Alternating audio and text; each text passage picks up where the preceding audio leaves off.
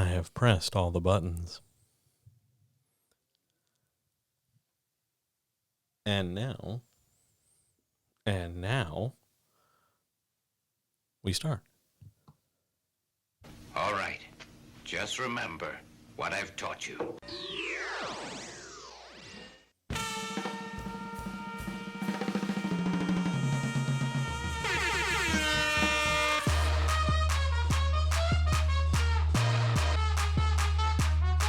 What the fuck is that?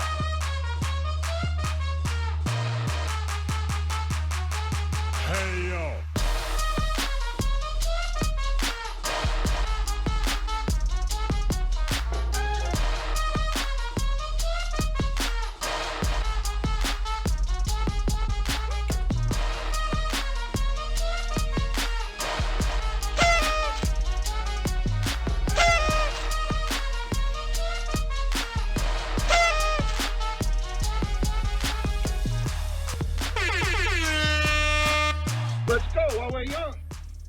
Oh, man, we're back at it again. This is the Writer's Chat for December the 15th. I wanted to make sure I got the date right, so I've been staring at this calendar for, more time. Oh, yes. Hello. Hi. How are things? You good? Everybody good? There's like a pile of stuff going on. This is going to be fantastic. It's really nice to have you here. It's wonderful to see you. You look great tonight. You doing something different with your hair? You look fucking amazing. So that was a bit abrupt. Sorry about that. So I just wanted to start tonight before we get into the intro, before we get into everything. I just wanted to tell you one thing. Just one thing. There is something very strange about the transition from somebody who has primarily worked in a text web space to a streaming web space. Because every week I discover new things and new bells and whistles and new opportunities and new ideas and new successes and new failures. And I love doing this. It has been greatly frustrating at times, but I genuinely love doing this. And I often sit here in my quiet, reflective moments and say to myself, God, how did I get here? Because I get offered sponsorships for random things like, hey, do you want to sponsor a raid Shadow of Legends? And I think to myself, well, how much would that be? And then they tell me, and then I look at how much they're requiring, and I'm like, no. I don't know if that game's any good. Apparently everybody and their mother at some point has to sponsor it or be sponsored by it, I should say.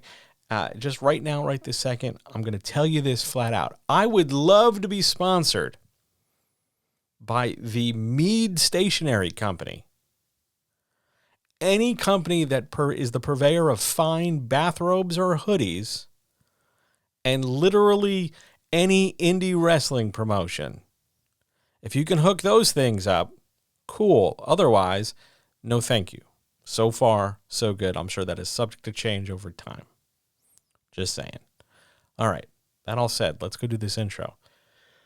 Ladies and gentlemen, guys, gals, non-binary pals, friends, writers, makers, doers, dreamers, hopefuls, nacho enthusiasts, anybody who, just loves trailer music, people who find themselves humming in crowded places, people who find themselves talking to themselves all day, anybody who's ever had a pet that decides they want to climb all over you while you're trying to do things, people who enjoy the majesty of hex maps versus grid maps, anybody who's ever tried to figure out if something has lemon in it by tasting it and then immediately regretting their life decisions.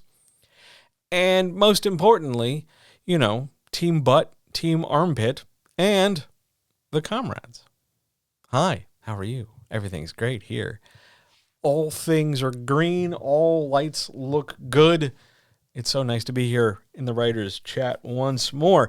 If this is the first time you're hearing it, this is the first time you are checking this experience, and it is an experience. If this is the first time you are checking this out, well, here's how this happens. So over the next 2-ish hours or so, I'm going to answer questions. I've collected questions from all different kinds of people who have asked me all different kinds of things from all different corners of social media, as well as answering the questions of those people in chat. Chat, Hey, say hi to Zoom. Zoom? Say hey to chat. Zoom's here because I need audio for the podcast. And Twitch is here because it's fucking Twitch. And everybody can go say hi to YouTube in the future. We good? We ready to go? We're going to do some things? Let's go do some things. On we go. To question. Oh, no. I almost forgot. There's an author spotlight. Well, technically, sorry. I'm going to spotlight a sale tonight. Oh. Now, I have to tell you this. There's personal bias. This is my sale. It's also my stream, so I get to shout out my own stuff. I'm running right now, right this second, a $500 sale. One edit, full manuscript, anything under 100,000 words. Doesn't matter what genre it is. Doesn't matter how done you are. Doesn't matter if it's your first book or your 10th book. Doesn't matter. $500. Normally, you're looking at anywhere between $1,200 and $2,000, if not $2,000 or more. $500. It's the holiday sale. I'm doing this now. This is my third year for the holiday sale. And if you're listening to this, and if you have a book, or if you are trying to finish your book, and you are at least 40% complete according to your own best guess, feel free to take advantage of the sale. Feel free to come at me. And if you don't need editing yet, and you want to get $500 worth of coaching, which, by the way, is like 7 or 8 weeks, you are welcome to take advantage of this too. Here's how you get a hold of this. Send me an email, thewriternextdoor@gmail.com, or find me on Twitter, awesome, AWESOME, _shift in the dash key, JOHN. Hey, look, everybody, it's a bot. Hang on while I get rid of this.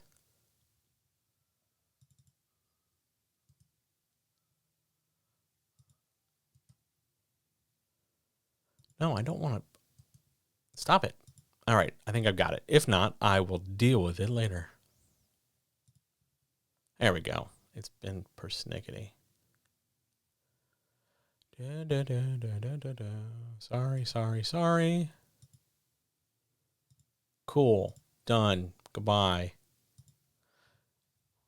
Back on course. $500 sale. It is running until the 24th of December. So Christmas Eve. That's next Friday. Take advantage of it now. It will come back next year. There will be other sales. I will do other sales over the course of the year, but this is the holiday sale, so it runs during the typical holiday period. $500 in either editing or coaching. I'm happy to help you. Just let's go make your book happen in 2022. Okay? Good deal. Have some air horns. And now we're going to get started with question number 1. Are some genres easier to market than other genres? No. Marketing is marketing is marketing is marketing. The thing that makes it easier or harder is somebody's comfort or somebody's familiarity with what they're marketing and how they can most comfortably say whatever it is they're going to say. The genre has very little to do with the ease of marketing.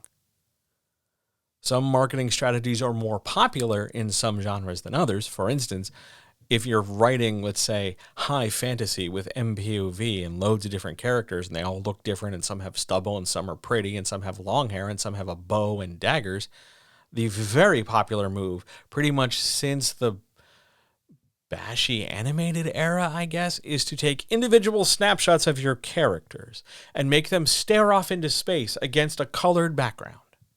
That is effective in animation back then. It's still effective in Instagram photos now. Or if you're writing a detective story, you tend to want to get black and white, grainy kind of footage. Or if you're writing marketing for a romance novel, you use very kind, compassionate language when you're shaping your character relationships. It's not because the genre is automatically easier. It's just that some genres have a well-defined roadmap as to what everybody else is doing. It is up to you to figure out whether or not you want to follow that roadmap, to what degree, if at all, and when you deviate from the roadmap, how you're going to do it differently. So it's really up to you, and it's not about the genre. And if you're, by the way, this question came from somebody who is frustrated about marketing. If you're having trouble marketing, it's not the genre's fault. It's that you're not connecting your message to the right people in the right way. So either the message needs to change, the method needs to change, or the people need to change, sometimes more than one of those. And that's fixable. It's just, you got to roll up your sleeves and give it a try. So no, the answer is no. Genres are genres or genres are genres. It's the messaging that's the hard or easy part, and that gets better with time. Cool. Shall we go on to 2? Let's go on to 2. Question number 2. I don't think I've ever gotten this question before. I don't think it's ever really come up. Do lore and world building have any place in a climax? Yes. Because it depends on what we're doing with it in the climax. So there's loads of different ways to do this. I'm going to name a couple. This is by no means a definitive list. This is just the ones I'm going to sit here and come up with off the top of my head. So let's suppose it's your world building that suggests that during the big giant climactic fight, you have a big space hole through which you may yeet an old space wizard. Perhaps it is the lore of things that you have established that whoever wields this particular weapon is indestructible for certain periods of time, or there's some magic involved.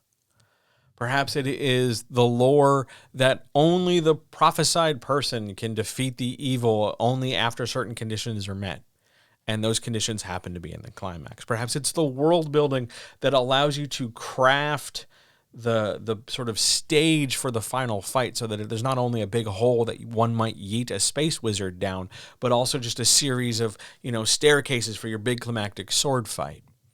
Lore and world building, just like any other tool, dialogue, descriptions, colors, lights, whatever, all those tools serve to facilitate the growth or sustenance of tension in a climax.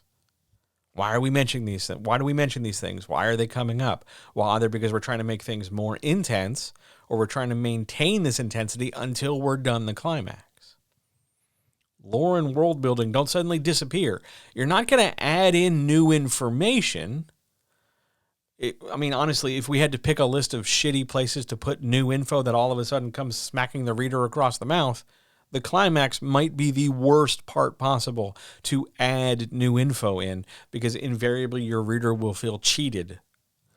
But you can use your existing material. You can repurpose it. You can develop it. You can say more about it. You can use it and wield it effectively in the climax, prior to the climax, during the climax, post-climax, to help tie everything together and pay things off in a way that adds greater emotional satisfaction for your reader. So don't think that just because it's a climax that only certain tools apply.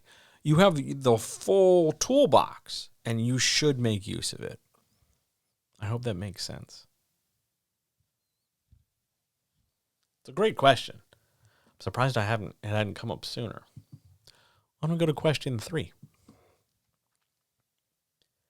Is it really bad or lazy to bring back an antagonist in a later story? Now, I wish I could say I got this question from like a kid, because it's a great kid question. The problem is I didn't get it from a kid. I got asked this question by somebody who I know for a fact has been trying to self-publish multiple stories simultaneously, trying to brutally force their career off the ground. And they are stubborn as hell, and I'm talking about you. And I'm talking about you because this is not the first time you've asked me this question, and I promised you the last time that you asked me this question, I would make a very public and clear answer. So here you go. It's not bad or wrong or lazy to bring back an antagonist from book 1 and put them in book 3, so long as eventually you stop dicking the reader around and actually doing something and resolving the conflict with the antagonist. You can keep bringing somebody back. Just understand that the longer you bring them back without a payoff, you are going to experience greater and greater diminishing returns for their investment in the story. Oh, that guy's back. Well, okay, I'll get used to this not wrapping up nicely. I'll get used to this just being a thing that gets dangled in front of me. There is a pretty clear amount of time and space where things can still feel tense. Now, this is, of course, all conditional on how you write it. There's no magic number that says 4. More than 4 times you get diminishing returns. Everybody's going to have a different experience. There's no fixed number like that. But if you want to keep bringing a person back, eventually, at some point, you're going to have to do something with them. You can tease them. You can let them escape out the back door only so many times. But ultimately, you can bring them back. Now, if we're talking about an antagonist that was already defeated, they were the villain of book 1 and you're bringing them back in book 3, you need to substantiate or manufacture or develop or whatever you want to say. They need a reason to come back. You can't just bring them back out of the blue because the reader's going to go, hey, didn't we kill that guy at the end of book 1? And the ways to bring them back are myriad. It was all a dream, or this is their evil clone, see the goatee, or, they weren't really dead, they were just down in a space hole, or, Oscar Isaac will turn to us and go, somehow Palpatine has returned. Whatever way you want to reintroduce all the things you want to reintroduce, you just need to give a clear reason that the reader can go, okay, yeah, I'm cool with that. But it's not bad or wrong or lazy. It's your antagonist. It's your story. You got to do whatever you got to do to make it work. Are there, things we can shortcut and cheap out on and hustle through to kind of hand wave? Sure, but this isn't necessarily one of them. I can't say more specifically without knowing or having more story specifics. This isn't one of those universal issues where it's just like, oh, it's always wrong when you bring somebody back. Like, That's not really a thing. Some stories hinge on the fact that the antagonist keeps coming back and keeps coming back. In the same way that their story hinges on the protagonist who doesn't get knocked down, whether it's a sports metaphor or not.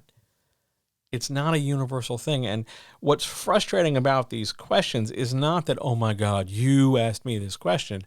What's frustrating about these questions is that it's assuming on some level that there are universal answers, things that are always true for everybody, no matter what they're writing, how they're writing, who they are, where they are in their process, or whatever the hell else is going on, that somehow magically something's going to be one size fits all when it comes to something so specific and bespoke as in-story material. It's just not that. It's never going to be that. So do your best with it if you're going to bring the antagonist back. That's all I ask. And please, please stop looking for reasons to call yourself lazy or wrong or bad, and just do your best to produce the best work you can. You are capable of it. I believe in you. You can do it. Just keep going. And with that, are there any questions from chat?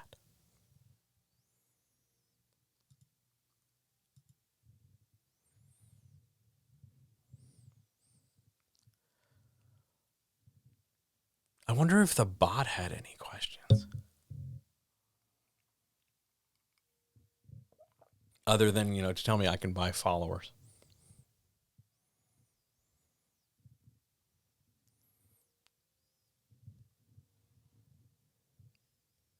Twitch? Questions? Zoom? Questions?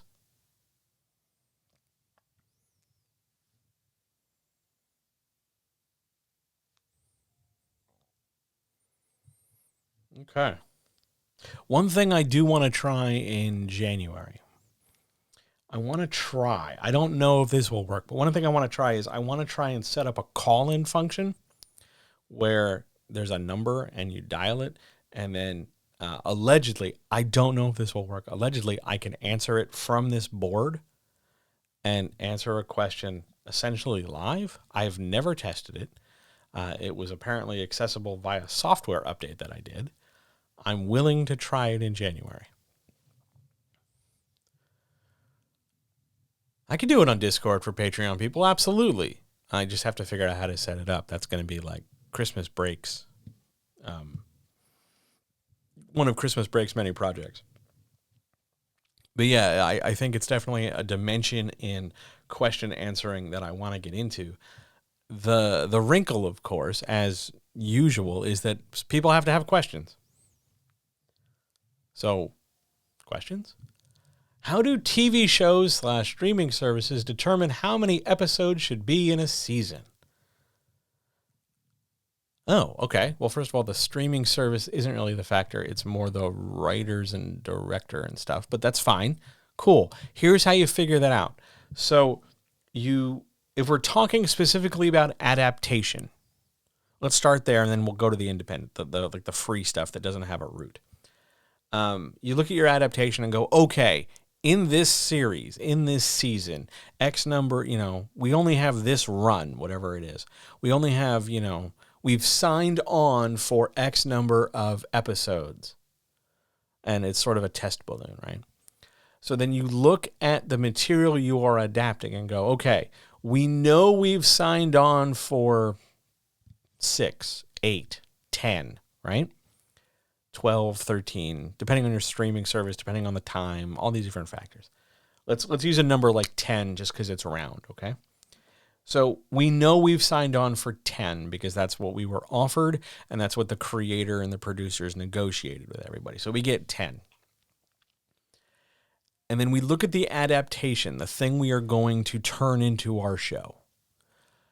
Is there any particular single plot? Maybe if we're going to adapt the first book of a series, we're going to say, okay, so we have these 10 episodes to sort of take the first book's plot and either get it all the way across from episode 1 to episode 10 and say that's the first book, or maybe the first book is our first couple episodes and then we'll start book 2 in the back half, and that'll leave the door open so that when we get a second season, if we get a second season, the reader can pick up and go, oh, this covers the second book or second half of the first half of the second book or something. That determination is made from two factors. One, it's what your production schedule and your budget dictate, because that's going to tell you how much money you have and how much time you need. And two, also tells you how many people you can hire and how many writers you need and all that. And two, it depends on how you want to break up the source material. If you had, say, a book series and you were doing, a season per book, if that was the decision the producer wanted to make, you'd have to figure out how to stretch the book's plots, main plots, subplots, all that stuff across multiple things, and probably have to invent some new stuff to fill in the gaps. If you just wanted to be influenced by a certain book because you wanted more or less the gist of things, but you were going to take it in your own direction, sort of a midway point between direct adaptation and doing a new thing, then you pick and choose elements from your book to cover in that season. Or you take 2 or 3 books and, pick and choose from your story buffet, if that makes sense, and say, okay, so for this season, we're going to take stuff from book 1, book 2, and book 3, but we're going to shuffle the pieces around because we're going to present it in this new way to fill 8 episodes, 10 episodes, whatever. If you're going to go in a completely different way, because we're not going to follow the book plots, but we're going to take the character and put the character in a whole new situation, then it ultimately doesn't matter how much you're adapting in terms of specific plots, because you're going to focus then on adapting the character and making sure you get the character right, so that when you make a transition from your movie representation of the character to your streaming service television version of your character, you're not suddenly going from, say, Tom Cruise to a guy who's built sort of like an NFL tight end. And there's that slightly jarring disconnect of like, who the hell is that guy and what's he doing? Oh, okay. But your episode's determined by your budget, which is determined by the negotiation the production team has with the streaming service. Adaptations don't always have to be one book per one season. Sometimes it's, bits and pieces from several books. And more important is the overall plot the season's written out to have and what parts of what books can slot into it. Maybe we'll take a little bit of book 6 and a little bit of book 2 and a little bit of book 4 and a little bit of book this and a little bit of that. And how we do it is how we tell our story. There's loads of different ways to do that, but mostly it's a financial decision first, as with so many things when it comes to streaming services and media. Great question. Are there any others?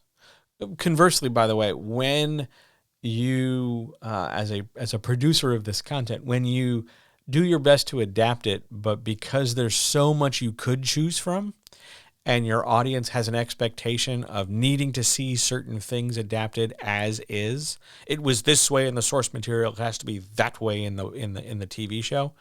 When they get real rigid about that, because those fans are assholes. You really run the risk of, they can be, and they get on the internet and they get all crabby. Oh my God, this show's ruining everything. Because why can't people just be happy? But when they do that and things are slightly different, it's often enough of an abrasive for people. Oh my God, they've ruined this thing I liked, even though I could just watch the original thing all I want. They usually ruin it enough or make enough fuss about it that you don't go forward with the adaptation. That's how things end up canceled after one season. They find a diplomatic reason like, it was too expensive. That's always a nice safe one. It was too expensive, or we couldn't line up the actors to come back again, even though if you watch like the videos, they say how they want to keep doing this forever. Or they couldn't find a direct, like they come up with a very political reason to hand wave away. Oh, people were shitty about this on the internet and we didn't want to deal with it anymore. But yeah, that's what happens.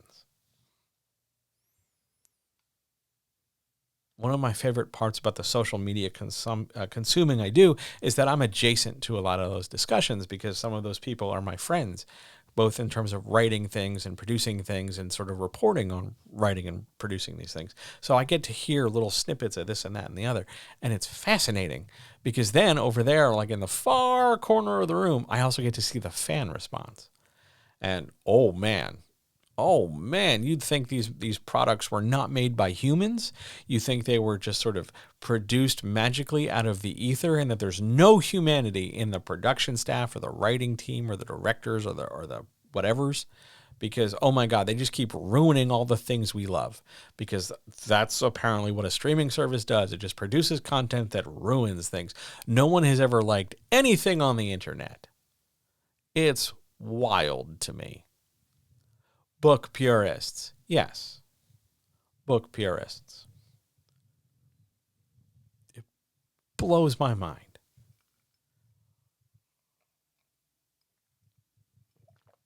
Because the old argument for book purity was always, well, if you think you could do a better job, write your own goddamn book.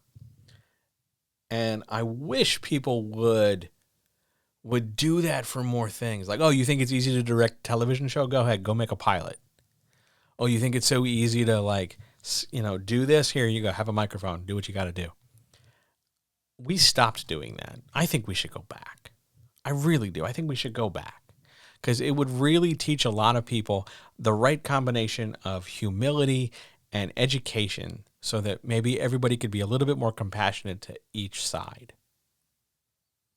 Because it's really hard to adapt a thing for a broad enough audience that you don't only cater to the super elite mega fan, or you don't keep it so general that no one knows what the hell's going on. And you got to find that middle ground, and that means you're going to have to make concessions.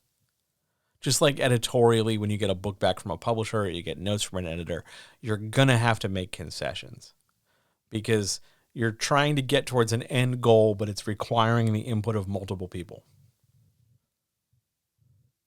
You are absolutely free to respectfully disagree, Troy. I love respectful disagreement.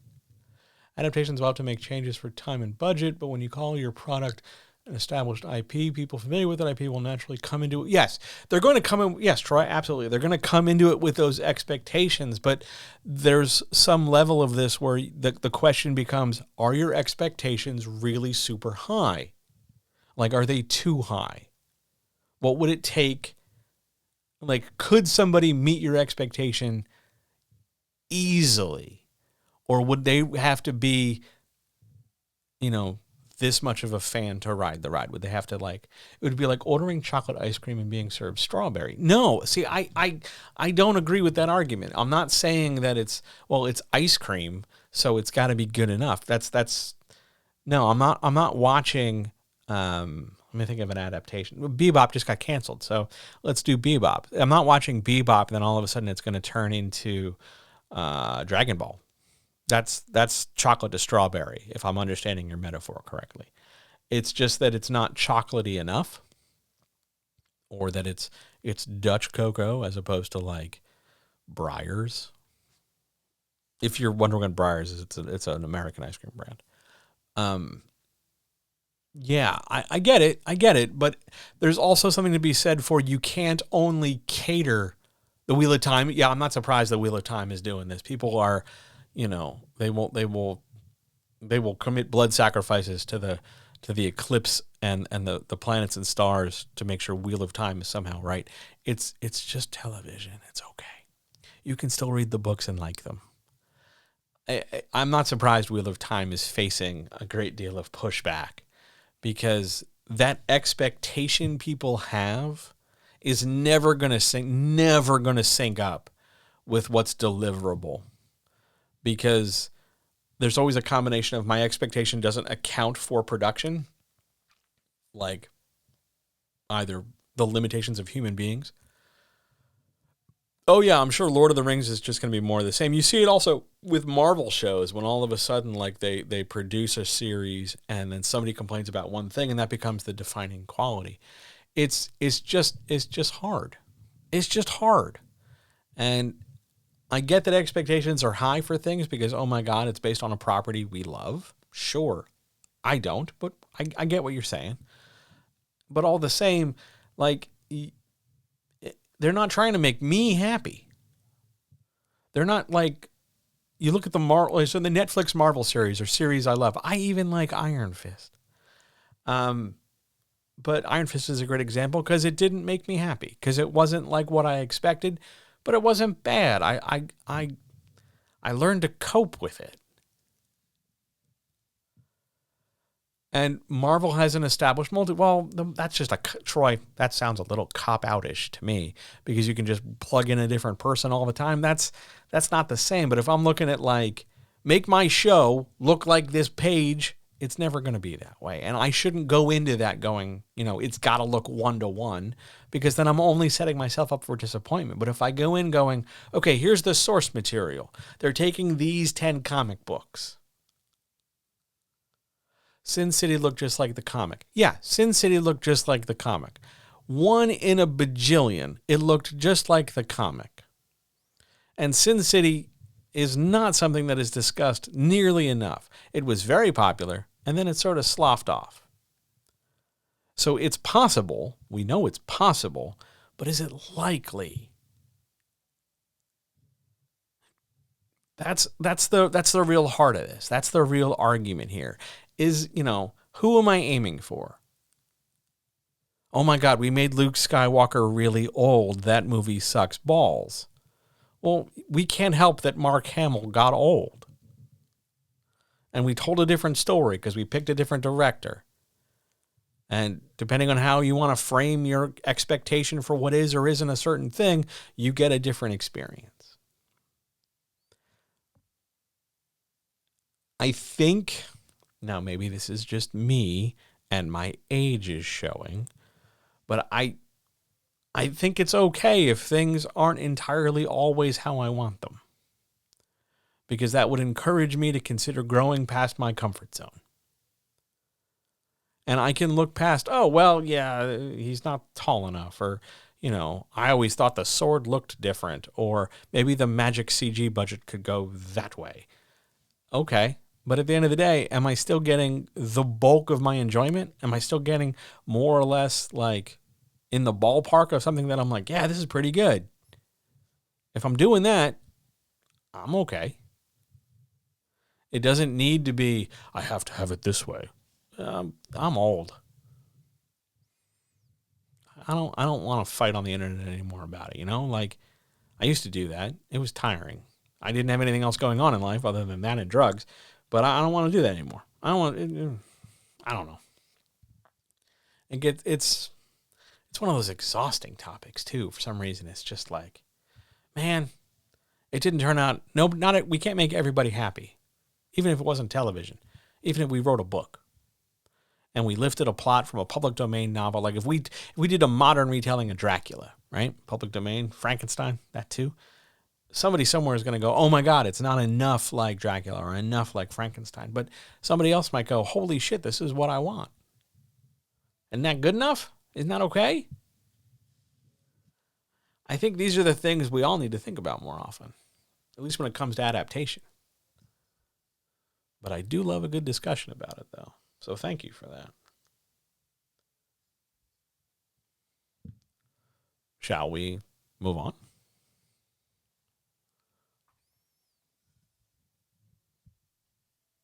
I mean, if you want to go and if we want to keep talking about it, that's fine. It's up to you. I'm just going to, for the moment, move on. No, stop it. There we go. All right. Here's the replacement question. Originally, on my list, there was a question here about community copies. I'm probably going to use that next week. This one's slightly more exciting. How do you avoid getting nickel and dimed in a contract? How do you avoid ending up in a constant one more thing cycle? This is aimed at freelancers. This is aimed at people who produce stuff for other people. And boundaries are awesome. Boundaries are our friends. You pretty much say, to one degree or another, some variation of this sentence. Or more specifically, you set up first in your contract somewhere a very clear section that says, I, the person doing the work, am going to be doing fill in the blank, whatever the work is, for that person, the person who wants the work. And you spell out what it is you're going to do and the number of passes, options, whatevers. You spell it all out. And then, after you spell out the work exactly how it is, you include some variation of this sentence. Now, I want to make a disclaimer here. Hang on. Here's your disclaimer. I am not a lawyer. I have done terribly dirty, inappropriate things with lawyers. I know many lawyers. I've seen several naked. I've had nachos with some. I went drinking with some. I outdrank some. But I am not a lawyer. So please don't consider this technical legal advice. Please feel free to consult your own legal representative. I've just stood next to lawyers. Okay? You want to have this. Just so we're clear. You want to include some variation of this sentence. Any changes beyond this specified work requires a new contract. So that you immediately establish a limit to what you are going to do. And then when it comes up in conversation, oh, well, what about this? And what about this? And could you do this? And what about this? And what about that? And this and that and this and that and this and that. Fine. Have a new contract. You got to finish the thing we're working on first and then move to another contract. It's a little frustrating, but it's better to have that boundary in place where you can say, yeah, I'm only doing this much. You're only paying for this. This is what I'm doing because it's going to take me time, effort, materials, whatever. Like if you're doing book covers and stuff, you want to limit the amount of like revisions you get to make because otherwise you're going to be revising this one thing for one paycheck and when you could be spending your time also looking for other work. So you set limits and you enforce them via this contract that very clearly delineates how much you're going to be doing, and when that amount of service is complete, make a new contract with a new invoice. Don't forget the invoice along with the contract. Just because you have 7 contracts that just each specify, oh, by the way, then you're going to add this, and oh, by the way, then you're going to add that. More work, more invoice. Because when you do work, you should get paid. It's one of those things that when you get started, it feels really awkward because you're standing up for yourself, because you are asserting yourself, because you are speaking up in your own defense, it feels like. But you need to, because this is the business. And you don't want to end up in a situation where you say, yeah, I'll totally do your cover, your editing, your typesetting, your back blurb, your ISBN prep, whatever. You'll do this. And then it suddenly turns out you're also doing 15 other things because you don't want to say no because you don't want to lose that pay. I've been there. I will probably be there again. It seems to be a very common space for a lot of freelancers. But having a contract that lays things out, having a section in that contract that spells exactly what it is you're going to do and what you're not going to do can really interrupt the frequency of, oh, by the way, just one more thing. You have to, and if you do have to, how does Troy put it here? Get nasty. You got to get a little nasty. I mean, you don't have to go full, what I would refer to as going full John, where you will, curse their firstborn for several generations yet to come, or impugn their genetic dissimilarity to produce. But you do need to put your foot down and go, hey, you know what? I'm tired. I'm done with this. If you want to make another deal, I can't keep, trying to bend over backwards when I'm the only one doing the bending. And you just put your foot down. And I can tell you this from great experience. It gets a lot easier the more frequently you do it. Not because you're going out of your way to be difficult, but once you start saying no and saying, hey, here's my lane, I stay in this. If you want to come into this lane with me, cool, that's on you, but I'm not going to suddenly start doing 25 other things. Your life gets exponentially easier. But put it in your contract. And it's okay to have limits. Because you can always make another contract. You can always write another invoice. But limits and boundaries help you. And if those limits and boundaries scare off that work, I guarantee you that wasn't work you wanted to get in. That was not work you wanted to get involved with in the first place. I swear. Even if the money was good, it's not going to be worth it. Believe me. I hope that answers your question. It's a great businessy question. Oh my God, it's another business question. What are some tips to help improve a vague pitch? Well, okay, a vague pitch. Here we go. Most of the time, broad hand wavy gesture, most of the time, a vague pitch is vague because you're not zeroing in on any one thing the reader can lock onto. You haven't said enough about any one thing. You've said a little bit about this and a little bit about that, maybe a little bit kind of a hint over here and the vague shadow of something else over there. You need to be specific about something in a pitch. And I understand. I know. I hear you. You're saying to yourself, but if I'm specific about one thing, I've got to leave other things out. Yes, it's a pitch. It doesn't have to and usually cannot be about everything. It's just a pitch.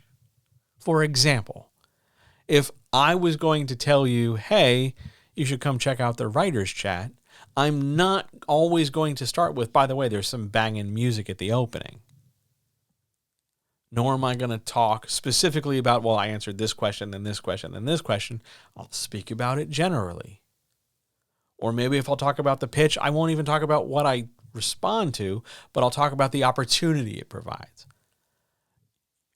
When you pitch, whatever it is you pitch, I don't care if it's a TV show, a script, a plot, a pilot, a student film, some art, a book series, a children's series, postcards, art you made with your kids, anything that you want to get another human being interested in or engaged with, you have to make choices about what it is you bring up. And the nice thing is that you are never nailed down to one pitch. So you can have one item, one product, one book, one fill in the blank, and have 3 or 4 different pitches to try to, engage whatever audience it is. Okay, so I'm going to talk about the writer's pitch, and I know I'm talking to a writer, that I'm going to talk about answering questions to things that maybe people haven't told you about. Or I'm going to talk about how a good chat can be motivating. Or I'm going to talk about how getting answers to questions can eliminate frustrations, or how strategies can be discovered to help you facilitate work that, gets you past roadblocks. Or maybe I'm going to talk about the sense of community that a chat can generate, because all of a sudden you realize you're not alone not knowing everything. Or maybe I'm going to talk about, how getting writing advice out on a different platform is an interesting application and helps us all grow. Or maybe I'm going to talk about just how much fucking fun it is to swear into a microphone. Loads of different pitches, loads of different things, all with the same end goal. So if you want to improve a vague pitch, pick something. Focus on it. Use a stronger verb. Pick a concrete noun and build around it. Okay, this pitch is my pitch about character. I'm going to talk about my character. This is my pitch about my antagonist. I'm going to talk about my antagonist. This is my pitch about world building. I'm going to talk about my world building. This is my pitch about the cool shit that happens on page 200. And you whatever. You're not limited by anything other than your own choice and imagination. You can literally pick anything. Anything at all. You just have to pick something. And then just keep pitching. Great question. On we go. Oh my God. It's gentle advice. Gentle advice. How do I know when it's time to take a break from writing? I realize I need to clarify this. So I'm not talking about I've been writing for an hour, I need to get up and stretch. That's pretty accessible. Just set a timer. I'm talking about like a long-term break, like more than just I'm going to stretch and go get a glass of water and go to the bathroom. I'm talking about like I need to take a day off, a weekend off, a week off, a month off, a year off, whatever. Here's how you know. 1. When the activity you're doing, the writing, is something you go out of your way to avoid. Now, whatever you avoid it with doesn't really matter. Whether you're making rationalizations about how, I'm not writing yet, but I'm doing research. Or, I'm getting ready to write because I'm looking at this, or I'm checking this out, or I'm doing, I'm looking up the best desk to get, or I'm doing something else. So I'm writing adjacent. I'm next to the writing. But if you're finding more reasons to do that and not the writing, it's time to take a break. Why? Because you're not doing the writing. Next thing. If every time you sit down to write, you find reasons not to. Any reason. If I sit down and write, that means I've put my focus here and not on, maybe I should check on my friends. Maybe I should check on my family members. Maybe I should, make sure I got enough groceries for the weekend. Oh man, if I start doing groceries, I should also see if my, elderly neighbors next door need some stuff. Loads of different excuses pop up, all under the guise of them being really good ideas. But when you choose them over the writing, it's time to take a break. Because you keep saying writing is a priority. You love to tell everybody on the internet that writing is a priority. You can't wait to be a writer. You're trying to be a writer. You are a writer. You're doing the writing. And then when push comes to shove, you actually don't do any writing. It's time to get some distance from that. Next thing. When you flat out plain don't like it anymore. When it's just not fun, when it's not enjoyable, when it's not difficult to do because you have to make decisions and I don't know how to end the scene. I'm talking about how just the act of it alone generates some kind of anxiety, some kind of frustration, some kind of anger, some kind of resentment, something negative and unhealthful. That's when it's time to take a break. Here's one more that maybe you haven't considered. When you feel the need to constantly, what's the word I want to use? Not check, but maintain a connection to social media to make sure that you are doing your writing correctly, or that you are writing the way you are supposed to, or that you're making sure that you're within the lane of whatever social popularity or social construct there is. It is definitely time to get away, because your writing is for you. And you producing should be done on your own terms, as opposed to trying to make 25 other people happy. You're not writing for the hashtag. You're not writing for the alleged group who swear they're your friends. If it's not bringing you joy in the most Marie Kondo way possible, if it doesn't spark joy, take a break. And I can tell you this. If you're asking the question, it's totally time. Take a break. How long a break? That's up to you. There's no magic number that says, oh, you must take exactly 3 days. Or it's exactly, 10. It is as long as you want. Because it's whatever it takes to recharge you. It's whatever it takes to refill the creative tank. The things that feed your soul. The things that bring you joy. My strong recommendation is for you to, if you do take a break, when you do take a break, to get entirely away from everything. No social media, no consulting other people. Just get away from it. And go watch the media you want to consume. Go do other things with your hands. Find other activities. Throw yourself into something with that vigor you used to reserve just for writing, because better writing comes from a better constructed, better fueled life, so that you're not constantly trying to wring water out of an old sponge. Sometimes you need to take a break. That's when you know. That's the whole point. It's not bad or wrong to take a break. What matters when you take a break is whether or not you come back. And the best way you can know when it's time to come back is you got to go figure out how long a break you need.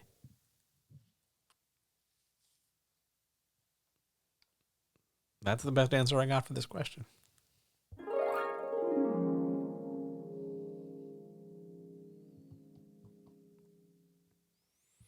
Are there more questions from chat as we hit the halfway point?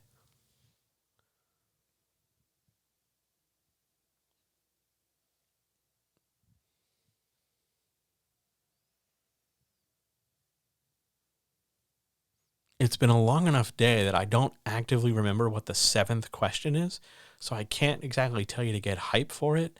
I'm pretty sure it's a good question. I mean, they're all good, but I'm pretty sure it's a particularly enjoyable one. I think that's coming. It's either 7 or 9. We'll get there. Questions in chat. Zoom. Questions. Twitch. Questions.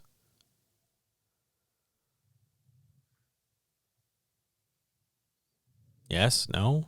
Anything? All right. I'm getting a strange message. Give me 10 seconds to accommodate a thing. Oh, because Zoom crashed. So bear with me a moment. Here, have some intermission.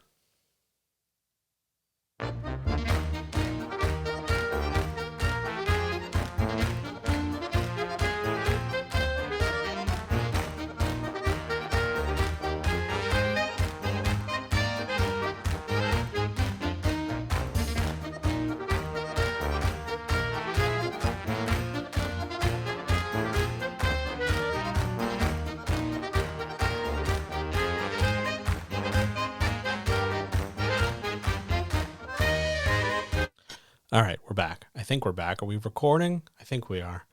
I can't tell entirely if we are. So give me one more second. We won't need any. I apologize. I do love technical hiccups. They are just the bestest. Nope, we're still good. Cool. All right. On we go. Thanks for enduring polka intermission. All right, on we go to question 7. John, what are 3 things I can do? This was the question, by the way. What are 3 things I can do to make a dramatic improvement in my writing in 2022?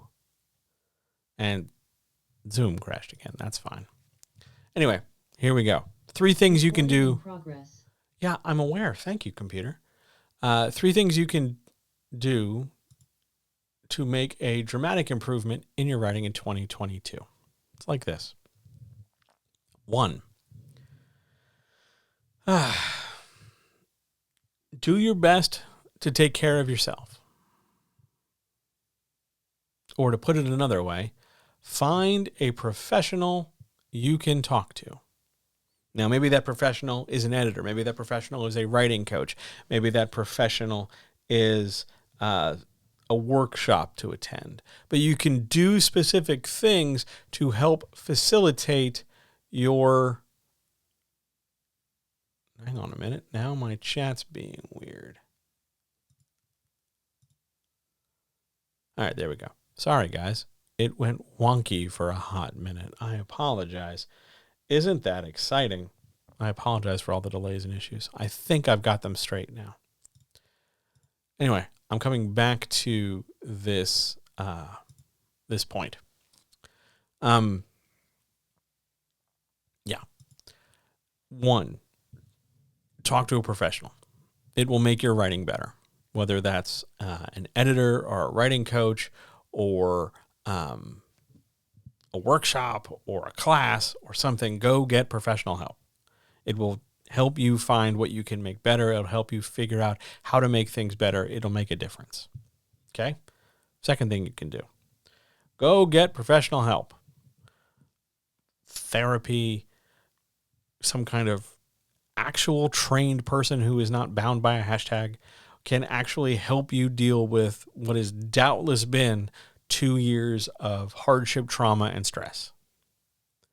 Just talk to someone. There should be no stigma to it. There's no reason to be stigmatized for it. It can only benefit you. Just communicating your feelings, learning how to communicate your feelings, learning how to deal with stressors and problems makes all the world a difference. And having more tools in your toolbox is always a good thing. 3rd thing, change your relationship to social media.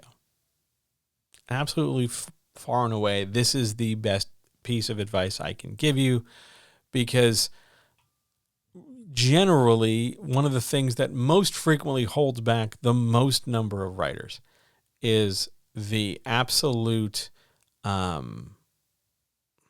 dependence, addiction, lifeline that they've built social media to be.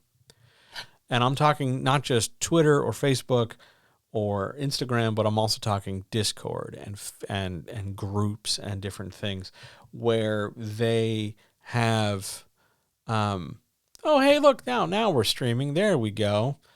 I'm talking about all those social media things because that's not going to help you write, because those people are not going to come to your home and sit in your room and do things.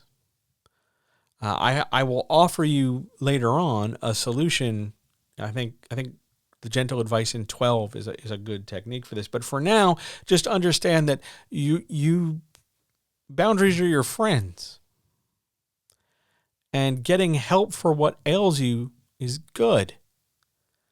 And if you want to learn how to write better, the solution is to go talk to people who have written and who do write and who work in publishing, not people who post the neatest GIFs in a Twitter thread.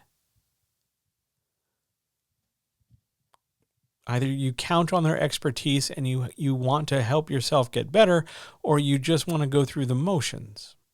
I leave that choice up to you. What a great question.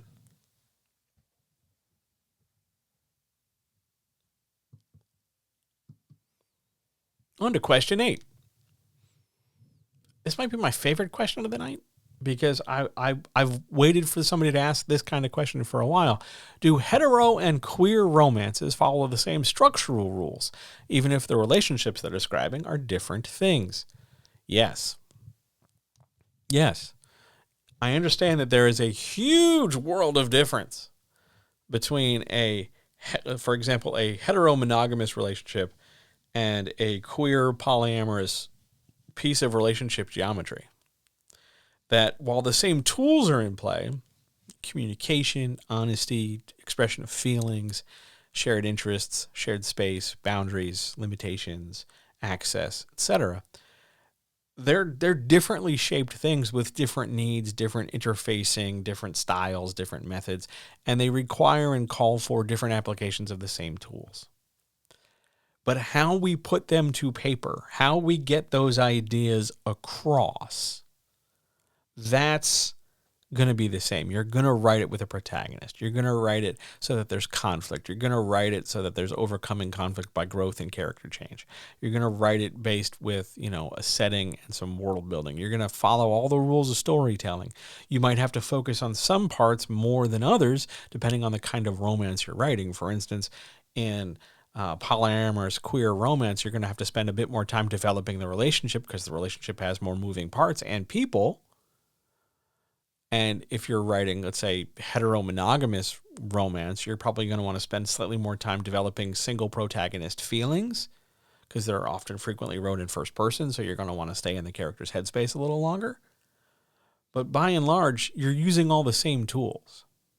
And you're going to follow the same structural rules. Development of character, introduction, the meet cute, the building of the relationship, the challenge to the relationship, the interconnection of characters, like the hookup or multiple hookups, the development of tension, the conflict, the cessation of relationship, the reunion of relationship. You're going to do all those things. It's just that your individual version, depending on the kind of romance you're writing, is going to look different than somebody else's. But it's exactly the same stuff. Doesn't need to be in the same order. Some of it doesn't even need to be there at all, depending on the kind of story you're writing, but it's going to have the same stuff in it. Sort of like a car. They all got tires, they all got seats. Presumably they all have some kind of steering mechanism. But as to the specifics of what those seats look like and what the steering looks like and the tires and the this and the that, they're individual, they're different. But you're more or less in the same ballpark. It's a great technical question. Oh man, a spicy one. Question 9. John, what's one writing thing that really irritated you in 2021? Man, you know how hard it is for me to think of one? Like I'm a generally grumpy person by default. So irritating me can be sometimes as simple as, oh, hey, Zoom's going to crash a couple times. Or it can be as complicated as, so here's a geopolitical situation that you have no control over, and it has massive ramifications literally for your existence. It's irritating me happens. So what's one writing thing that irritated me? Oh, I think it's this, just for 2021. You remember how everybody was way into sourdough in like mid to late 2020? And it sort of carried over. And in 2021, we were trying to figure out how to put 2 feet in front of each other again. And we kind of all sort of emerged from Plato's cave. And we were, not quite sure what was going to come next. But everybody was racing to get back to normal. What that push for that normalcy, whatever the hell that was it took all that creative energy, all that stuff of, oh my God, I'm home now. I can focus elsewhere. I can reconnect with my kids. I can reinvest in myself. I can cope with stressors differently. It took all that stuff and chucked it away. That's really irritating to me because it took people who were going to use their free time to write, who were now suddenly reconditioning their schedule and looking for things to bring them joy. And they turned creative. And then it all went away because they were told by one source or another, be it social media or actual media or some white asshole in a suit, or whatever. They were told that what they need to do is get back to normal. And the world didn't facilitate that. We didn't roll out universal basic income. We just turned student loans back on for some goddamn reason. We're supposed to get back to normal, but the world's never normal. And we just chucked away all our ideas about trying to grow and change and be different. That's what really irritated me. And it is still really irritating me. And I swear to God, Zoom, if you crash one more time, oh man, I'm going to wag my finger at you. All right. Good question. Let's go check and see if there are questions from chat. Zoom, you're on thin ice, buddy. I can't even tell if the captions are captioning. Are the captions captioning? Yes. Okay, the captions are still captioning, but still, man, what a mess this whole thing was. I apologize for the technical issues. I don't know what happened. Questions from chat, though. Zoom? Twitch? Anything?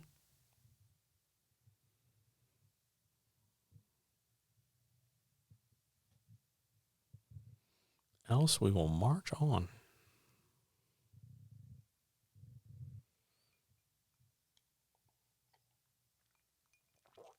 Do you counsel self-published authors to avoid contracting and doing business with people they have real-life relationships with, such as friends, family, or coworkers? You're asking if I tell authors not to get involved with friends and family? That's a great question. Principally, I don't know many authors who want to get involved with family. Other than like, hey, honey, do you want to read my book? Which I'm not opposed to. But if we're mostly, I think I see that with friends. Like, hey, we should get together and start our own press. Or, hey, we should we should work together on a book. I don't automatically go, oh, no, that's a terrible idea. Don't do that. Because maybe it won't be. But by and large, I don't say no, but I urge strong caution. Because it is in the nature of creativity to at times press other people's buttons, either in terms of accomplishment or effort or speed or whatever. And thanks to a number of factors like capitalism and inborn social contracts, multiple people engaging with one another over a single topic can get divisive and harmful rather than beneficial sometimes. Because people are people and things sour and things change and people need to change along with it. I can't automatically say it's a super always bad thing to do because sometimes your friend, family, or coworker might actually be really beneficial. For instance, if you have a lawyer in your friend circle who is willing to look over a publishing contract or a distribution contract for you, that can be a huge asset.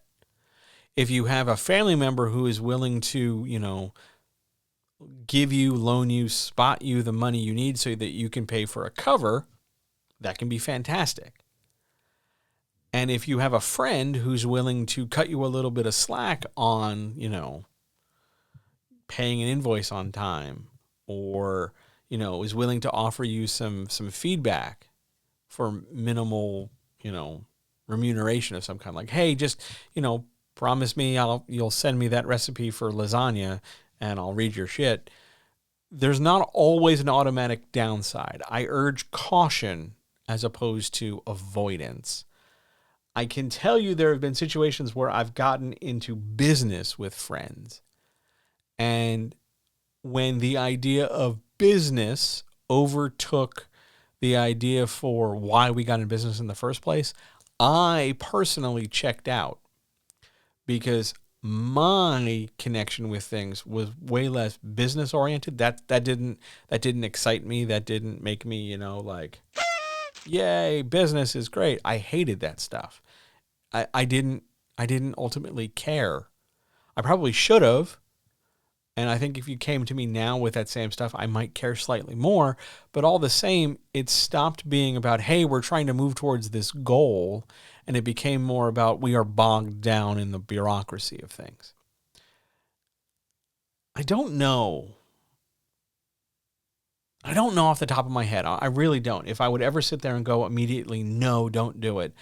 Unless the situation I'm being described is automatically a red flag. I would urge caution, not avoidance. Without specifics. If I had specifics, I could give you a more detailed answer. But on just the broad brushstroke of it, caution. Now, if you're going to use, you use the word relationship. If you're dating your cover artist and it doesn't somehow cause tension casually over a Thursday night dinner, when you're like, hey, where's my book cover? Cool. I've been in those relationships, and sometimes they've been awesome because there are times when you're both sort of in sync, you're both sort of doing what you're doing and everything's working out. But then there are other times where the work can be a stressor and it seems like you can't really get away from it. So caution rather than avoidance. Great question. Are there any others?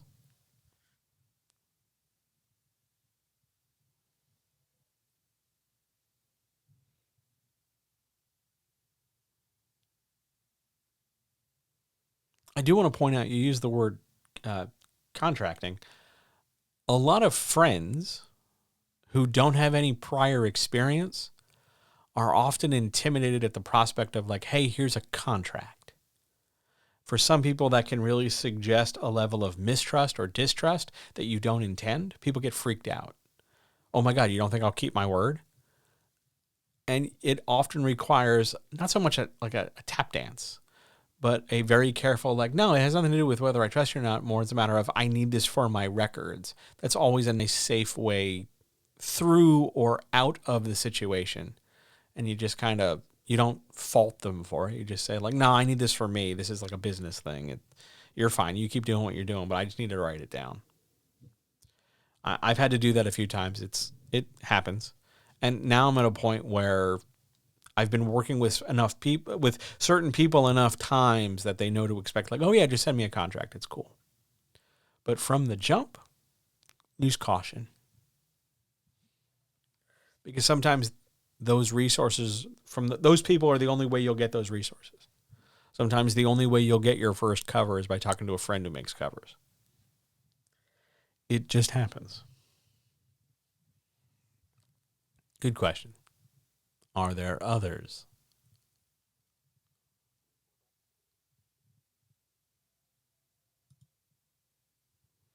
Else we will move on.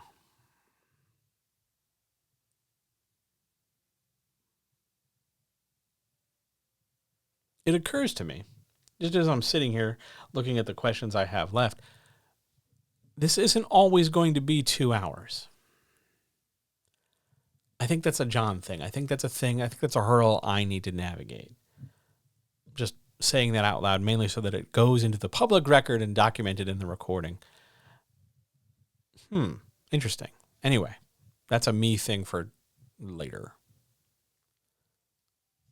Other questions? Other issues? Zoom. You got real quiet, Zoom. You got real quiet, Zoom. All right. On we go. Question 10. How do I convert a pitch into sales copy? First, you are probably, just so we're clear, because this came up earlier today, your sales copy is going to be longer than your pitch. You're going to have to add words to this. The amount of words in your pitch is rarely ever going to be a sufficient number of words as to equal the number of words you need for sales copy. And if for some reason it is, and all you got to do is just paste the thing from pitch to sales copy documents, your pitch is probably too long. Understand that this is a conversion that's going to include embellishment. You're going to have to add more to it. But what you're going to use here, you're going to use the pitch as somewhat of a skeleton. Only now you're going to add more than just the few bones that are the pitch. So imagine a partial skeleton, like you have an arm and part of the spine, if we're using a biped skeleton for our metaphor. You're going to add legs and ribs and other bits to it. You take your pitch and whatever elements, remember we talked about pitching earlier on tonight? Those elements that you chose from your pitch, you chose them for a reason. You chose them because you thought they would make an appeal to the other person. You thought they were strong enough compared to other elements that you had something to say about them. So in the sales copy, you're going to take those same elements and develop them. You're going to reuse them. Maybe you're going to reuse them in the same order. Maybe you're not. Maybe you're going to use them in the same degree with the same phrasing. Maybe you're not. But you're going to take the elements you brought up in the pitch and make sure they end up near the top, the beginning of the sales copy. Because they were strong enough for the pitch, they're good enough for the sales copy start. Past that, though, you're going to develop things. You're going to have to add more. Because a pitch was just enough to engage the person, the listener, once. Sales copy is there to help them make that decision that, yeah, I'm going to exchange money for this book. And you're going to need to do it with more information, or I should say they're going to need more information to make that switch, to do that purchase. So you're going to need to take your pitch and then take some of the stuff from other pitches that you didn't give them. This is why we have more than one pitch. You were going to take the non-pitch material and combine it with the pitch material so that you have a whole roster of material in your sales copy. Yeah, my pitch was about A and B, but I also have C, D, E, F, and G that didn't make it into the pitch that I can also talk about for sales copy.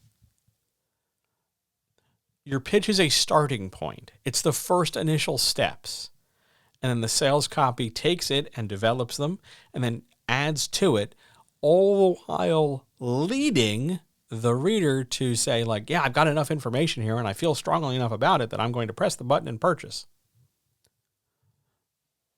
But this is why we chose the things we chose for the pitch. And now here with sales copy, we're still making choices. Because maybe you have, I'm going to make giant numbers up. Maybe you have 24 things you could choose. You don't need all 24 in sales copy unless you have like long ass sales copy to write for some reason. Maybe you only need 6. So your pitch was 2, but you have room for 4 more. Again, I'm making numbers up. But you pick your 4 the same way that you picked 2 for your pitch. What else interests you? What else can you tie together with those 2 elements from the pitch?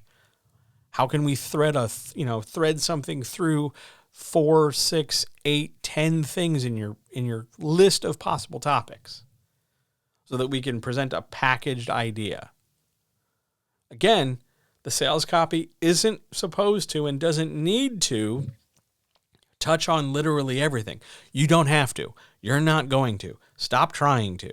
The only thing that needs to cover all your bases is your synopsis, because that's the synopsis's function. And your synopsis and your sales copy are 2 different things, because sales copy is what you offer people who haven't said yes to the book. And a synopsis is for people who can't read the manuscript but have agreed in more or less principle to producing the book. You don't need to upsell the publisher who already said yes. You need to sales copy the consumer who's on the fence about saying yes. Different animals, different functions, different things. But it starts by choosing what pitch and what part of the pitch you want to build from, and then what other things from your whole wheelhouse of stuff are similar. Or, depending on your structure, what things are grossly different because you want to bounce back and forth. It depends on the style of your sales copy. But all the same, it starts by making the decisions in your pitch and then making similar or related decisions thereafter. That's how you convert a pitch into sales copy. Understand that your pitch is probably going to be, 1 to 2 dozen words, and your sales copy is probably going to be several hundred words. So there's going to definitely be a need for you to write more sentences and say more things. But it starts with the pitch. You do not, hang on. You do not want to take your pitch verbatim and paste it into your sales copy. You can. It's not the end of the world, but it's real slapdash. Because it's going to seem like instead of having a lot of things to say, you have one thing and you keep saying it over and over and over again. It doesn't help convince someone to say yes to your stuff. You want to have multiple tools at your disposal, not just one. Because remember, when you have a hammer, everything looks like a nail. So when you only have the one pitch, you're going to want to throw it out all the time because it's what you got. I'm urging you, begging you even, have more than just the one set of elements in your pitch. Please, oh please, oh please. It's going to go a long way to help you out. Question 11. It seems like every week for the last couple of weeks, I've had a question where when it comes up, the people I work with will immediately go, oh my God, is this me? Are they talking about me? Is this about me? So let me be really, really, really Windex clear here. We're going to be super crystal clear here, okay? None of the people I am currently working with have a rushed resolution as far as I know. I'm not talking about you. This is a general question. First of all, let's define the term. A rushed resolution is literally where the resolution is the smallest amount of page space dedicated in the manuscript, and where all the events of that resolution feel like they are happening too quickly next to each other, with really no time to let them breathe or develop, or let them sort of be understood in terms of their consequences or ramifications. It's sort of like, oh my God, we only have 2 minutes left in the movie. Let's just race through all this stuff. Here's how you avoid that. Understand that your resolution starts from the word where the climax turns. So if your climax is, let's say, a fight between good guy A and bad guy B, the sentence where your good guy defeats the bad guy, whatever that sentence is, somewhere in that sentence, there is a word that triggers the end of the climax and transitions us into resolution. It's often a verb, or it's often a prepositional phrase near a verb. I kicked him down the stairs. I yeeted the old man down the space hole. Once you get to that sentence, everything thereafter is resolution.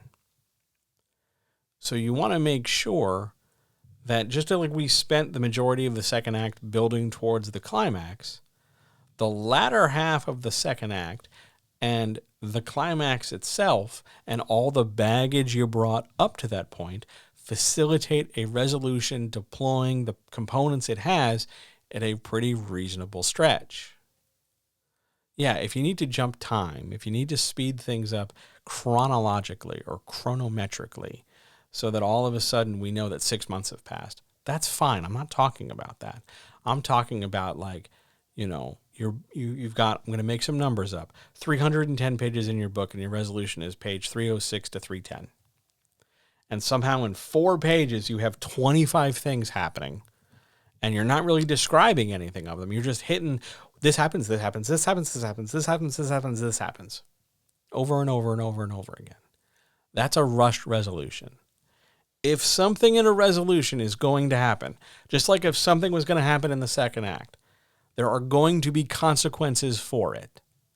And you are going to want to give those across to the reader so that the reader has a context to go, oh, that happened. Okay, I get it. When you race through the resolution, you give a sense that all the hard work that got you there didn't entirely matter so much. Don't rush your resolution. My suggestion to you is this: if you're still writing it, write the whole goddamn thing out. Write it all out. Yeah, even if you go over the word count that the world has said it's supposed to be, just get the whole story out. Because you can always go back and trim. Get the whole story out, beginning, middle, and end, first act, second act, climax, resolution. Get it all down. And then make sure whatever beats you've hit in your climax and in your resolution, that it is clear that you're bringing it up for a reason and that there is a consequence or an understanding or a point to it. Why are you telling the reader this? Even if the why gets answered in another sentence or a paragraph or whatever, make sure there's an answer to the why. Do that, and you won't rush the resolution because it'll feel like everything gets tied up with a nice, neat, pretty bow. The flip side, by the way, just in case you're one of those people who wants to think about the flip side is that maybe you end up doing too much in the resolution. You have too many details, tying too many things up in too many bows. And one of the things you do there is you, again, write it all out so that there's no doubt and nothing lingering and no, oh, by the way, I want to add this in. You get it all down on the page, and then you go back through and you very purposefully revise, or you get your editor to slash the things that are less critical relative to how the book has gone so far. And yeah, that means some stuff isn't going to be part of the direct resolution. Some stuff's just going to be a passing thing. Maybe you pick it up in a later story, or maybe you leave it for implication, or you just let it adrift in the wind. And that's going to be fine. Remember, there's no final exam for your book. The reader isn't supposed to recall everything and know exactly 100% of every inch of everything. It's just they're just not. Like, that's not how this works. So don't feel like every, grain of sand on the beach must be accounted for in your resolution. It doesn't. Hit the big stuff, hit some of the medium-sized stuff, maybe one or two of the small things if you have them. It depends on your story, it depends on what you're doing.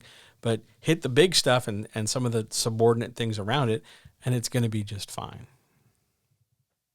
Really, truly, positively, it's going to be okay. But step one, get it all out of your head. Don't try and keep it all in your head and then dispense it through the writing, only dole out spoonfuls at a time. Don't. Get it all, just especially if it's your first book. Get it all out. Just get it all, just all of it out. Because the revision process, the reconstructing process, the editing process will fix that. What a wonderful technical question. I'm going to get another mouthful of tea so that you don't hear me cough into this microphone. Are we ready for the last question?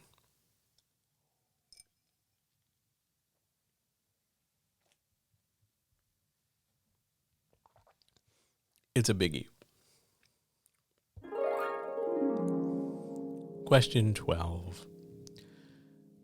How do I know the difference between plateauing and being supported by other writers in my online spaces?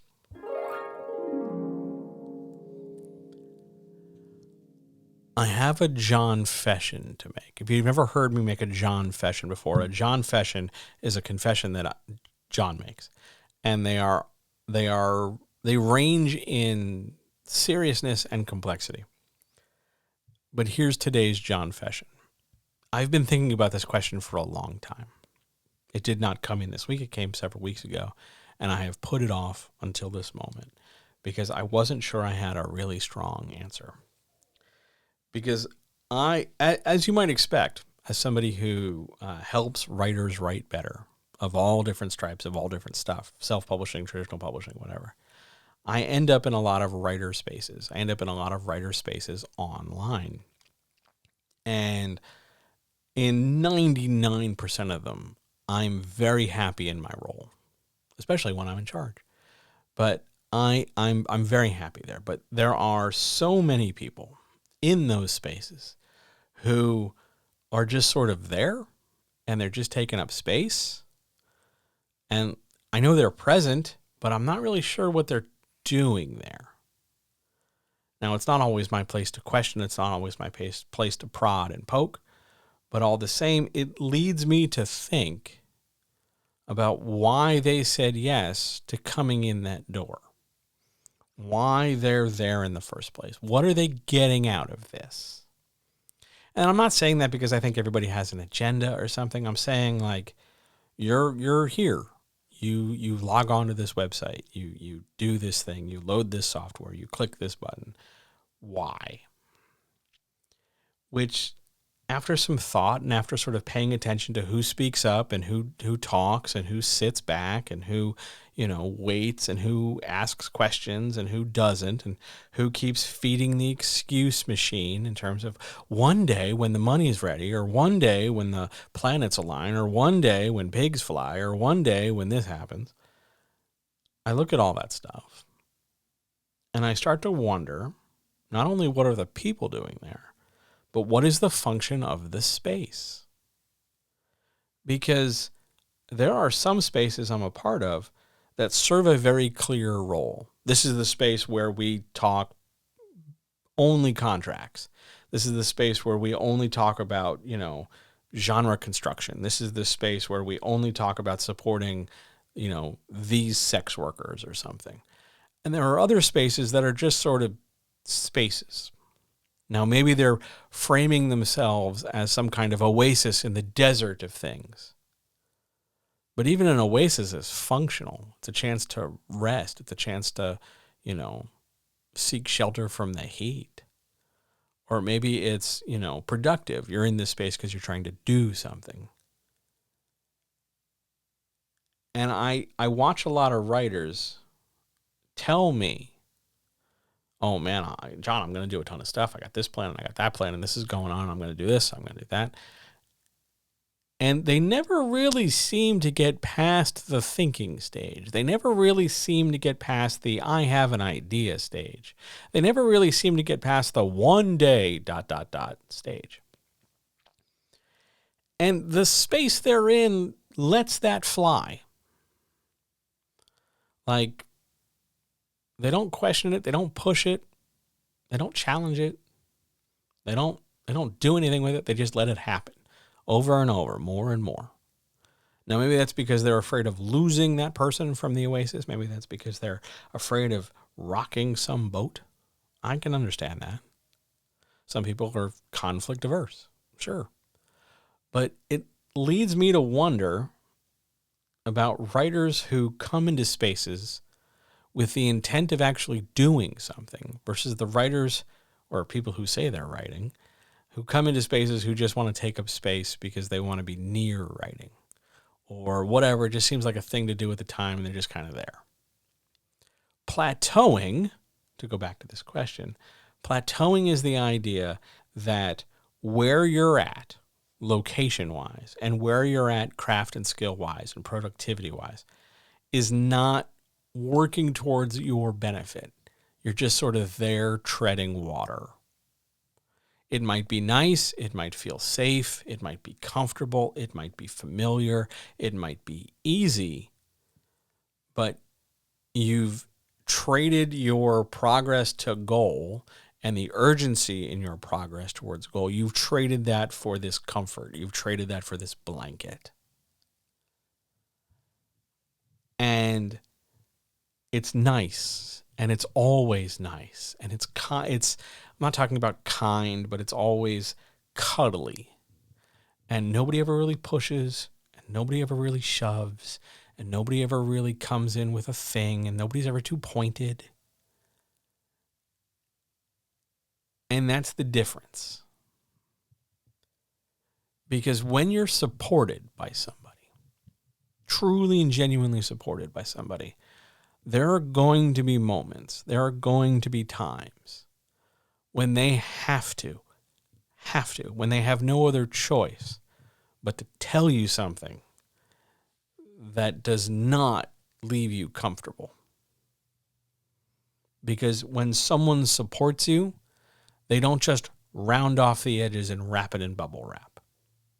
They're going to get all up in your business about your business. They're going to tell you, to put it in very John relative terms, they're going to tell you when you're fucking around. Because that's what support is. Support is there to not only encourage you to grow and help you grow, but also tell you when you're fucking your shit up. Plateauing is where everything's fine and it's good and it's okay. And it's all right if you don't grow. And it's okay if you don't push yourself. And it's okay if you never push your comfort zone. And it's okay if you never have a moment where you realize that maybe you got to change tacks and change direction. Don't rock the boat. Don't push too hard. Plateauing doesn't encourage transformation. And I'm not saying it needs to be this hyper-aggressive, toxic pit of like Thunderdome, 2 people enter, 1 person leaves, and whoever's the most aggressively changed wins. I'm not talking about that at all. It's more a matter of complacency and being okay with complacency and being okay with claiming to be one thing and then not actually delivering on it. Because maybe that's the thing you said to get people in the door, but what you really wanted were just friends. Your friends will support you, but that means your friends have to be able to tell you things that maybe you don't like. Hopefully your friends do it in kind, compassionate ways because they're kind, compassionate people. But support is not only the blanket, blind acceptance of, oh, just do it later. It's not a cushion of excuse. It's support. It's designed to help you grow. So I have a tool I want to offer you. I have a suggestion to help you figure out if the spaces you're in are plateauing you or supporting you. And if you're getting from those spaces what you really need, and if the people you are clustering yourself with genuinely support you. And I'm not talking about just how, would they pay $2 to buy your book? I'm not talking about financial immediate support. I'm talking about intrapersonal support. And the tool is very simple. If you gave people your phone number and left the digital space, and those people were to call you, first of all, we have to assume you're comfortable enough with them that you'd give them your phone number. But if you did, and those people called you, what would you talk about? Would you talk about anything at all? Would you be frustrated by their phone call? Would you be bored by their phone call? Would you talk about the same? Would you be talking about the digital space again?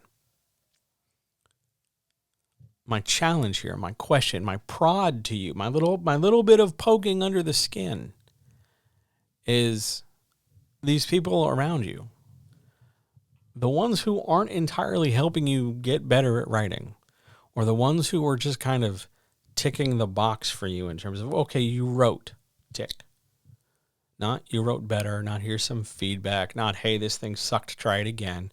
Just, oh, you did it, good. You've jumped the hurdle, tick.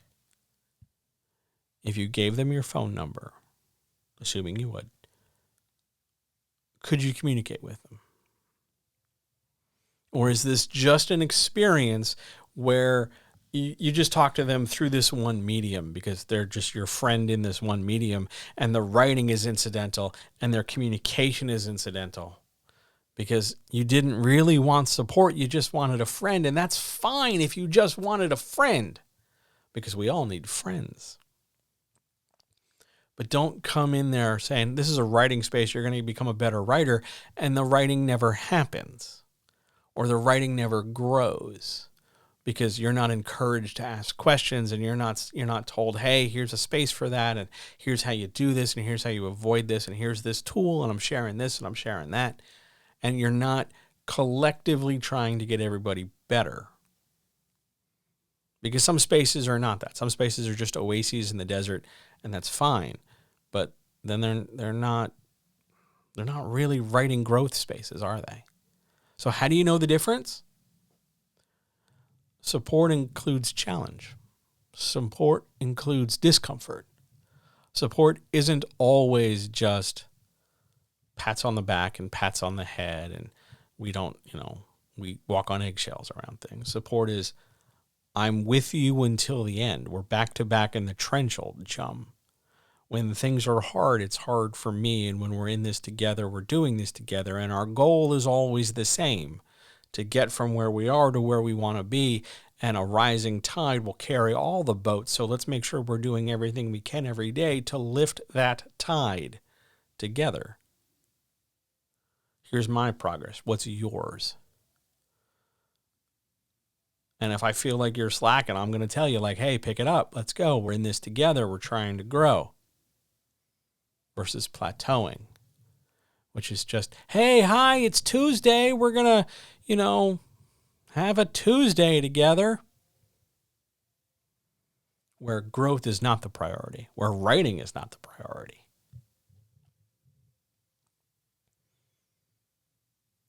Look at your online spaces seriously. Look at them legitimately. Because remember, you are investing tremendous amounts of time and energy here. They have radical impacts on your mood. They have radical impacts on your time. Are you getting from these places and these people what you need? What you need, legit need, to do the things you say you want to do? Or not? And if you are, great. That's fantastic. I'm so happy for you. But if you're not, one or two things need to change. Either one, the way you participate in that space needs to change. Two, your attendance in that space needs to change. Three, you need to do something to change the culture of that space. Sometimes all three, sometimes just two, sometimes just one. But those factors should be important. Why do you put the time and energy in if you're not getting out from it what you want?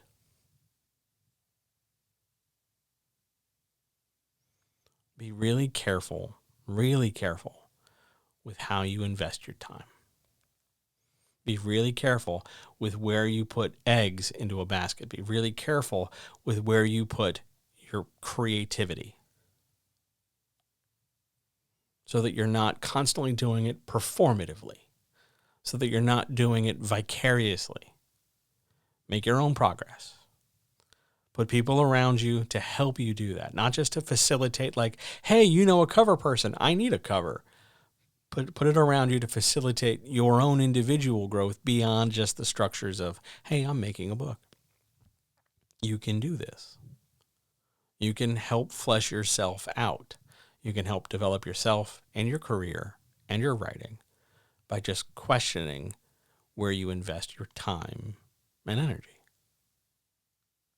I guarantee you, there are spaces you're in where you're plateauing and you've been, to some degree, afraid of leaving because it's comfortable. And leaving that space feels uncomfortable. And that's normal. That's a thing that happens. But sometimes you need to leave a space and go see what's on the other side of the hill. Because you keep saying your growth's important to you. And maybe you've spent a long enough time not growing that it's time to do something to catalyze growth. I can't answer that question for you. All I can ever do is encourage you to think about it. But ask yourself how your growth is coming. And if you've put yourself in positions and places and with people and with access and facility to things so that you can grow. That's really important.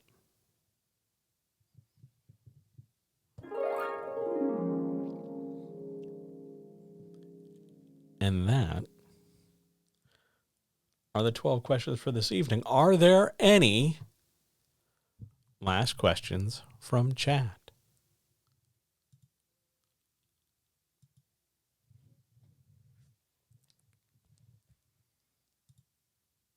Zoom, you've been very quiet. All of a sudden, now I'm getting bombed with messaging. Hang on. Yes, there's a question. Oh, there are 3 questions. I apologize. There are 3 questions over here. Here we go. When rewriting a draft and you need to pick a new starting point, what's the best way to figure out how to do that? Just pick a starting point. It's a draft. There's no wrong answer. Just pick a starting point. You just pick one. What if I tried it over here with this? What if I tried it over there with that? Just pick one. Good question. Second question. What are some of the differences from when you started editing to now that you like and don't like? I don't understand this question. What are some of the differences from when I started editing to now that I like or don't like? Now I understand. Editing when I started was still done by hand. It was still done by postal mail. It was much slower. And it was still done with typewriters in some cases. I miss typewriters. They were remarkably tactile, and it really created a sense of accomplishment in getting that stuff done that I think we've traded off with digitally. I liked that. I didn't like how long it took. I didn't like how when you made a mistake once, you had to start considerably back. Editing now, if we're not talking about knowledge and technique, because clearly it's been 2 decades, I've learned more since. But in terms of the activity of it, I miss the typewriter, but I prefer the depth of things now. The ability to pick up a microphone and talk, the ability to jump on a keyboard, the ability to click this and do this and all this stuff. That activity I like. What I don't like about this is the sort of, how do I put this? There are times where it feels unfocused because there's so many things going on. There's so many moving parts. Earlier, independent of how much I knew or didn't know or how whatever, there was a sense of very clear delineation. This happens, then this happens, then this happens, then this happens. And a lot of that has blurred and a lot of that has gone away as things have become automated or things have collapsed, this, that, and the other. And I miss that. I miss some of the structure to it because I think it also helped inform the writer as to what was happening next and the speed at which it was happening and the expectations they could set. Like we talked about expectations earlier when we were talking about adaptation. Setting those expectations is really critical. I miss that because there's a lot more nebulous stuff when it comes to this. Because when I started, self-publishing was, at best what you did with a photocopier and a zine. So things being able to be produced at a higher enough level, if not a higher level than traditional publishing, really creates a lot of interesting opportunities. But at the same time, I honestly think because the opportunities exist, some people are racing towards them now more than ever. They just want to rush the book out. They just want to just do this and get this done. And then they, LOL and move on with it because they're undisciplined or they're missing the point or they're clueless about the middle steps between step 2 and step 60. And they just want to get to step 60 because that's where they think something happens. And I really feel like one of the trade-offs we got when we jumped to this level of everybody can do this is that we kind of forgot to educate people along the way. When I got started, there was a big push towards like, hey, this is how the process works. Everybody should know it. And I think as we put more control in more people's hands, we kind of forgot to tell people like how to do shit and why they need to do things in particular ways and not others if they're trying to accomplish certain goals. I think we should do that some more. That's a big thing I miss. Now, what's the third? Quantity over quality. Yeah, I think on some degree it is a quantity over quality issue. I mean, there is quality. I'm not saying there's no quality. There's totally quality. But I think there's a big push towards quantity as evidence of value. Look, I've done all these things. It must be good because I have so much stuff. And that's not the case. One thing done well, just like back in the day, one thing done well is going to do better than 10 things done quickly but poorly. You just need to focus on the one thing and do it well. It's less glamorous. You get less pats on the head. You get less, oh my God, here's 10 gifs of different things all like succeeding. Yay, bright colors. Because if you're just writing one thing, you might be writing one thing for a while. But the end result's a better product. And to me, granted, I'm old, but to me, it's always been better to have that one thing you can stand and go, I worked really hard on that one thing, motherfucker. Nobody's coming to take it from me. I know exactly how hard it was.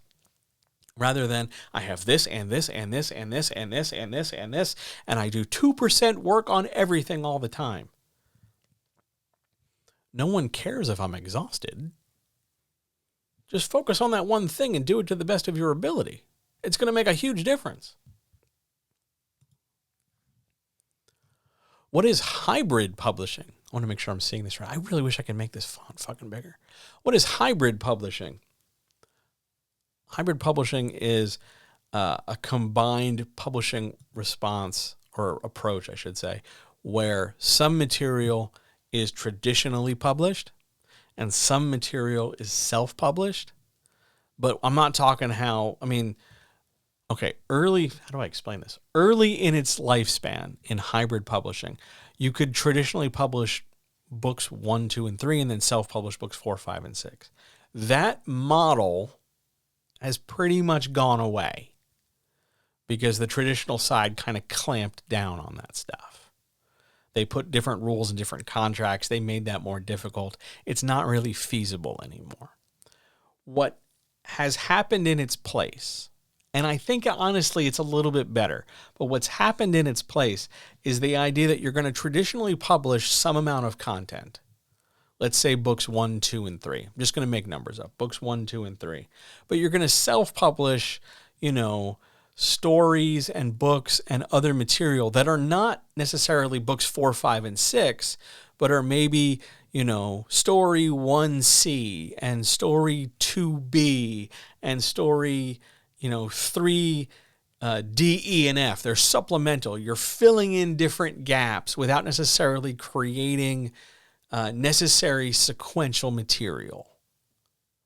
So you are using both parts or both halves of the publishing world to create an overall image, an overall impression of content, an overall amount of stuff without doing expressly one set one way and one set the other. You're filling, and you can do this the other way too.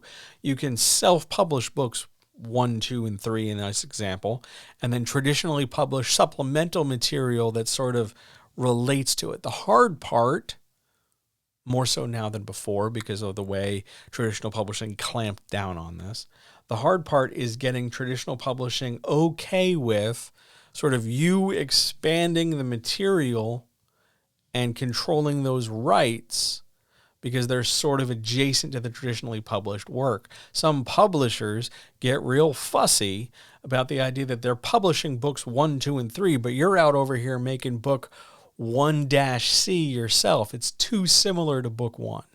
So they're gonna get real fussy and cranky about it. Hybrid publishing, I think, is still viable. I just don't think it's going to be limited to strictly text prose publishing anymore. I think it's got to be more a model of I'm going to publish some stuff in text, but then I'm going to start producing other content in other platforms.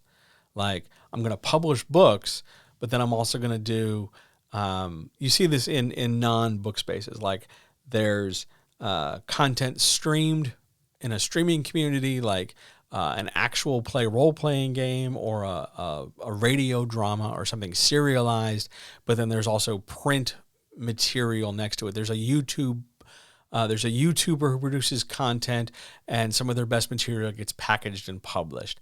There's a Netflix show that suddenly also produces a whole round of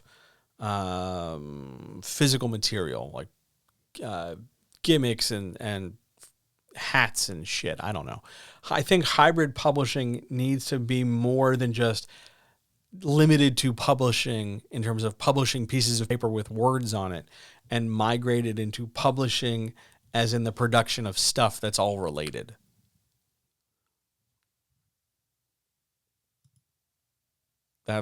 Yeah, I'm happy with that answer. That's a good question. Are there, let me scroll down. Are there any others?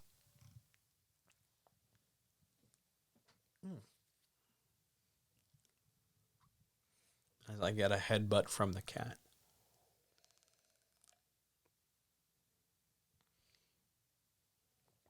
I know, buddy. I know it's late. I know.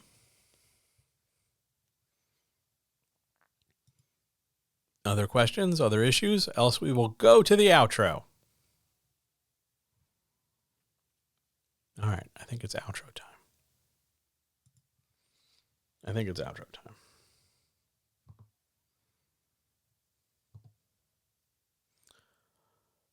To the outro.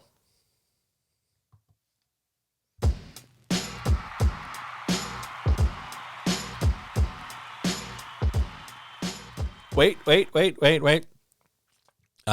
a question in chat I want to get to. You've signed up for the Patreon. How do I get to the Discord if you're on the Patreon? There should be an email that when you sign up for the Patreon, it says, hey, thanks so much for signing up to the Patreon. There should be a link that says, hey, here's the Discord thing. If not, and it's supposed to be there, but if it's not there, I'm going to DM you the link and you can get in. I'll DM you on Twitter. That's probably the easiest way to do it, but it should be automated. But I'll DM you. It's fine. Just give me a minute. Let me wrap this thing up and we'll take care of that. All right. I'm going back to the outro now.